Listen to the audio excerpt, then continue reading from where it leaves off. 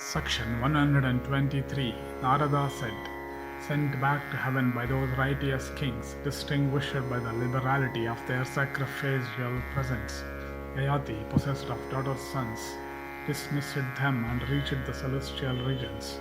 Attaining to the eternal region obtained through the merit of his daughter's sons, and adorned by his own deeds, Yayati bathed in shower of fragrant flowers, and hugged by perfumed and delicious breezes, blazed forth with great beauty, and cheerfully received back into heaven with sounds of cymbals.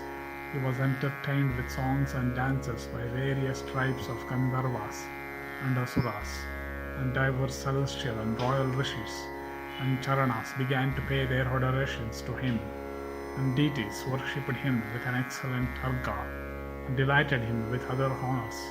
And after he had thus regained heaven and tranquillity of heart, and had once more become freed from anxiety, the grandsire, gratifying him by his words, said, Thou hadst earned the full measure of virtue by thy earthly deeds, and this region that thou hadst won is eternal, as thy deeds are in heaven.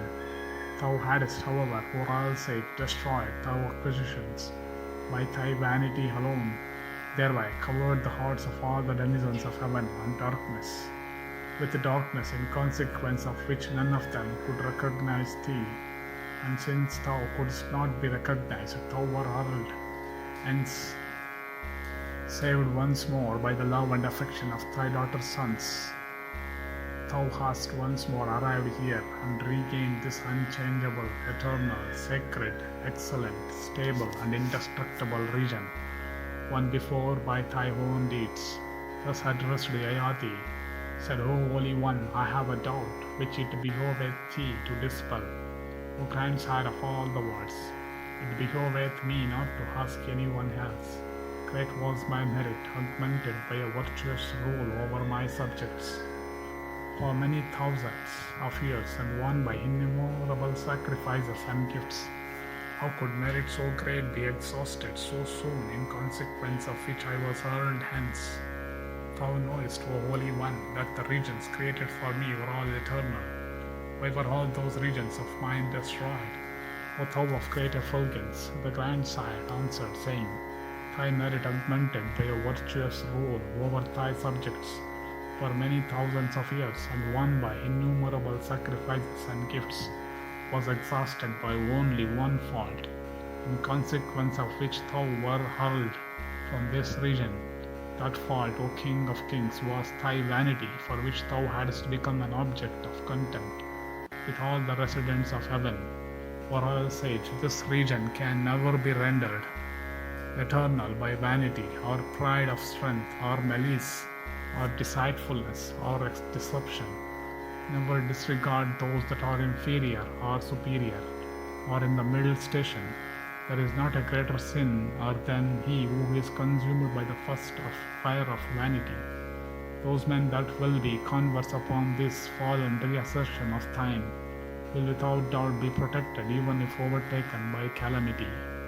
Narada continued, O monarch, even such was the distress into which Yayati fell in consequence of vanity, and such was the distress into which Kalava fell owing to his obstinacy.